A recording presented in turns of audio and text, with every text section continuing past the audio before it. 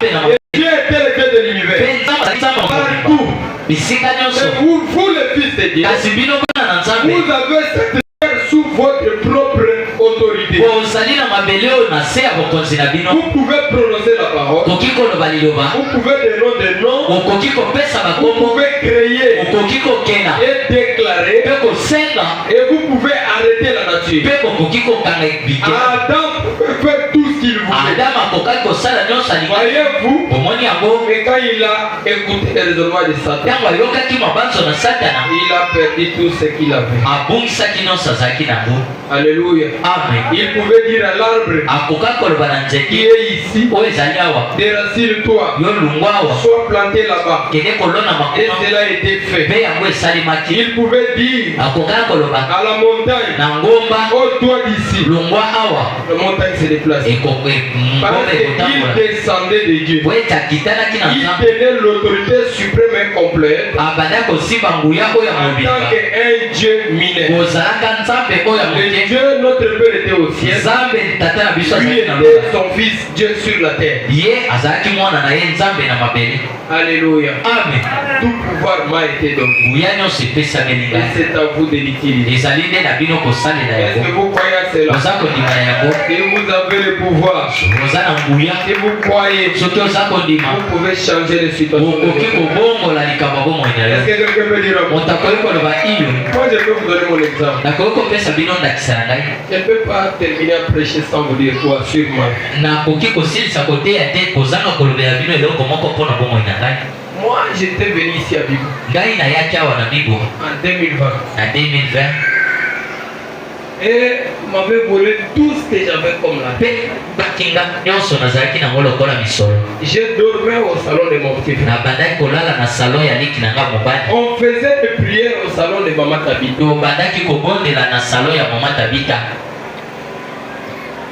Et nous avons commencé cette église. On n'avait rien en main. C'est-à-dire vous sortez le matin, vous vous posez la question, qu'est-ce que moi je vais manger? Même ma femme ne venait même pas à l'église. On pouvait commencer l'église au même peu de chaises. Lui il se lave. Quand tu commences à chanter,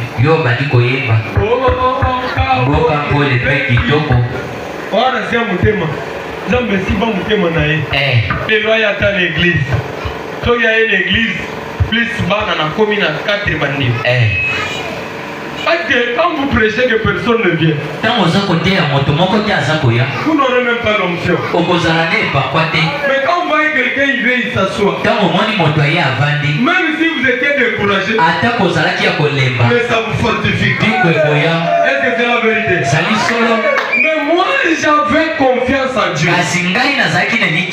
Parce que Dieu m'avait parlé. Allez prêcher la parole à Dieu. Je te donne le pouvoir. Est-ce que tu peux dire amen? En 2021, on a commencé cette église. J'ai été engagé à le service de l'État. Je suis allé là-bas. J'ai appelé aussi ma femme. J'ai mis aussi son nom sur la liste. Nous sommes partis travailler. Arrivant là, on nous a appelé. C'était la brousse. Nous sommes allés pour arrêter le premier client. On arrive chez lui. Il nous a grondé. Puis on voit aussi dans le pango. Papa tu es vérifier mikanda ya lupango totala soko zoto mozala mikanda lubi ozela na kota na ndako na chama ya moto na sopela bino vraiment koko yeba ke moto o leta to sali lote kino bozo ko déranger ba trop to ba mikanda na bino ozela na zo ba fimu na pia kola ndo akoti na ndako zo ba isa zo mai kama unagamba ndako mtu soka zo ba boyi foka na musika ako zo pe mundu ya sali bino mabe ana disait que moi j'ai le pouvoir. Vous savez le pouvoir que j'avais? C'était quoi? L'ordre de mission. L'autorité a écrit là-dessus. Je vous donne l'autorité de contrôler toutes les maisons à Maluku. Ils sont en train d'être suivis en violation de la loi. Et la CEV a commis que l'autorité militaire et civile sont tenus à porter secours à la porteur de cette lettre. Est-ce que vous voyez l'autorité qui est là-bas? Amen.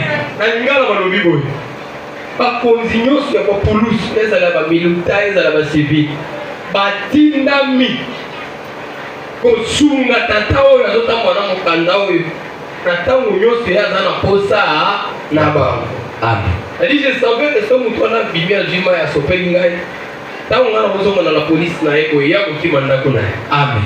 Alléluia. Amen. Maintenant, ramenez ça dans le spirituel. Les sorciers peuvent vous intimider. Ne fouillez pas. Ne soyez pas comme maman pasteur. Moi, je me suis tenu là. J'attends qu'il vienne me jeter de l'eau. Nous allons voir si je suis l'agent de l'État. Satan amen.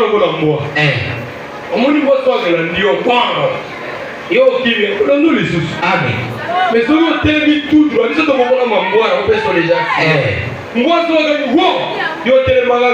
tout droit.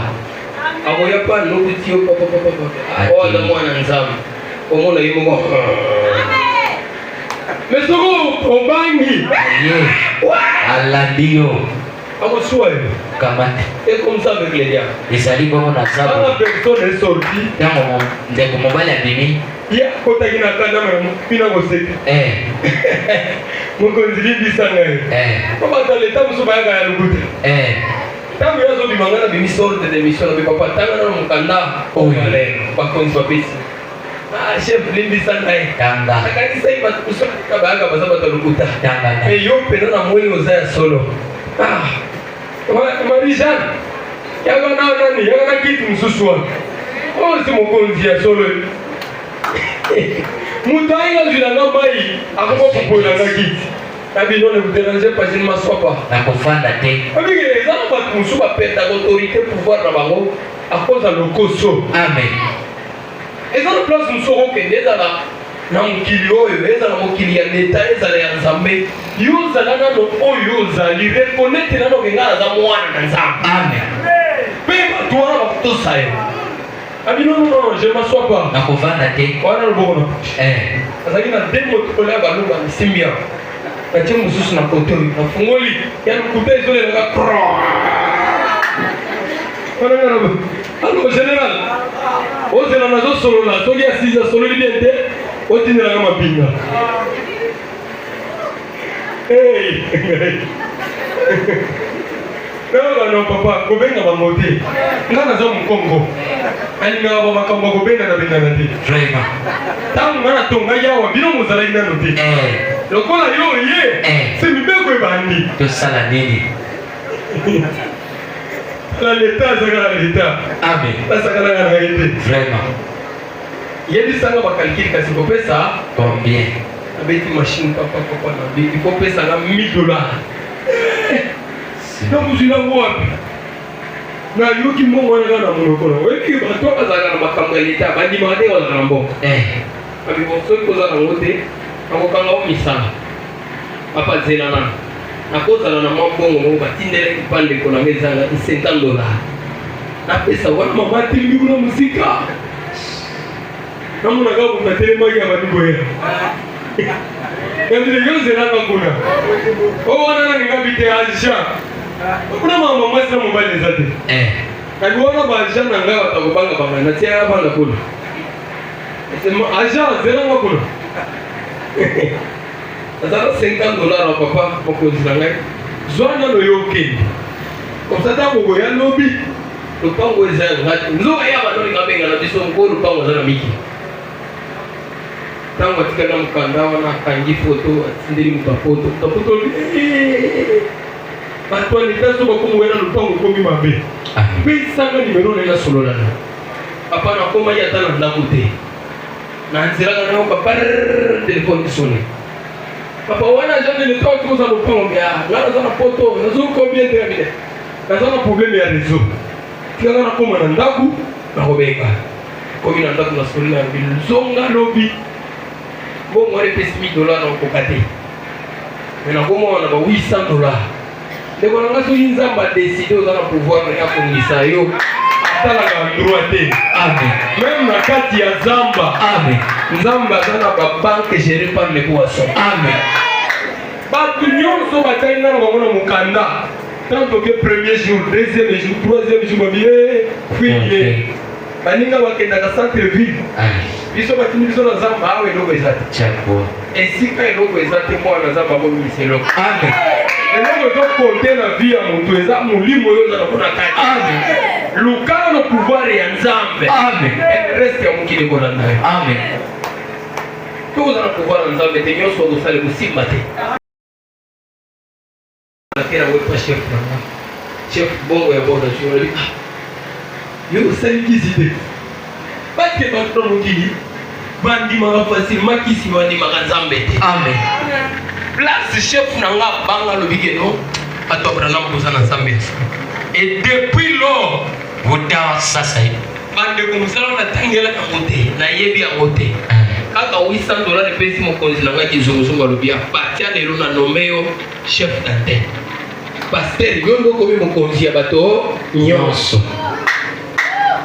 premier jour toke lisusu $500 parce que kuna soko na 800 chef alongoli 400 l'État chef kuna 400 etika yozo 200 ba pe chef na juillet salaire non est sur place mais makasi non de tambo bien aimé na émission que un mois après maman ba ne ko ne Christ na mona ka moto ngai ne maman passer oh alors maman ça total la yo kimai acclamez tes peuples.